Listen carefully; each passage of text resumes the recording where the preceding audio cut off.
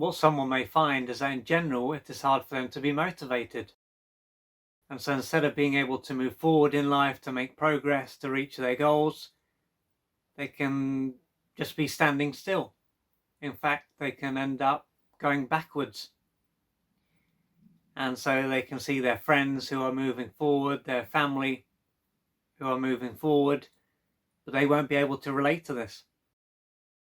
And it could typically be a challenge for them to get out of bed, and they could often find it hard to sleep at night as well.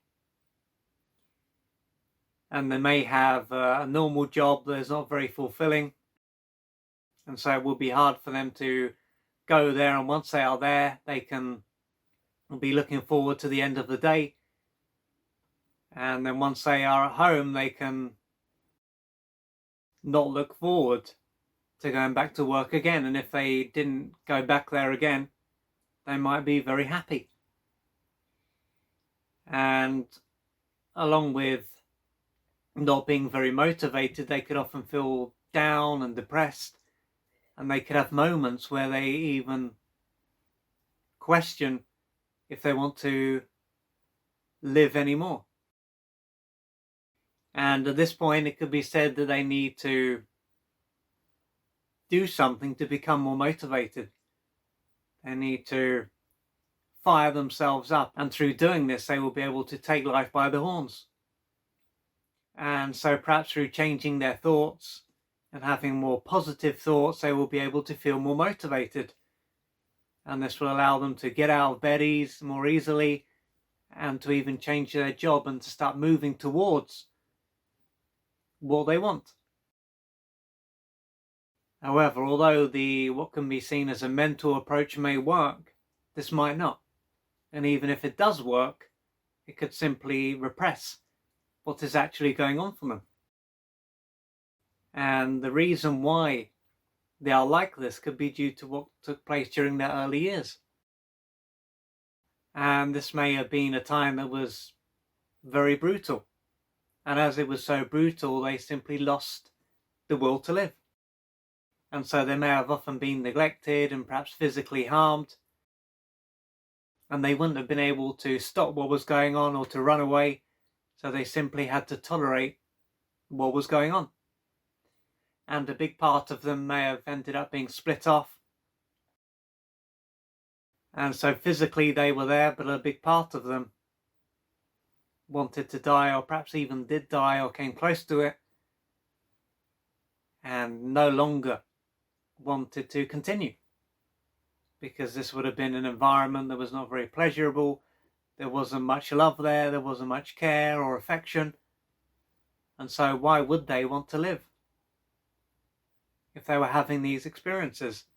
It would have been natural for them to lose the will to live. And although many years will have passed, perhaps many decades since they were a small child, a big part of them will still be operating from this place. So their past will be very present. And in order for them to regain the desire to be alive, to live, and to see life as a blessing as opposed to a curse, they can have a lot of emotional wounds to work through. It can be seen as their inner child being in a very bad way. And until they are able to work through a lot of emotional wounds and to change what is going on for their inner child or their inner children, because there can be many different parts inside them, then their life will be one big struggle. They will need to rely on willpower to get things done, because their emotional self will not be in a good way. And so once they start to work through their emotional wounds and get their emotional self on board, then they won't need to rely on force, because they will naturally feel the need and the desire to do things, to be alive. They will want to be here. They won't need to force themselves to be here. And as they change and they want to be here, then their life will start to be filled with things that mirror this back. So they will be able to experience joy and pleasure and happiness and fulfillment. So if you can relate to this and you can see that a big part of you has lost the will to live, but a small part of you wants to be here, And I say, don't give up on yourself. Please reach out for the assistance that you need to gradually change your life.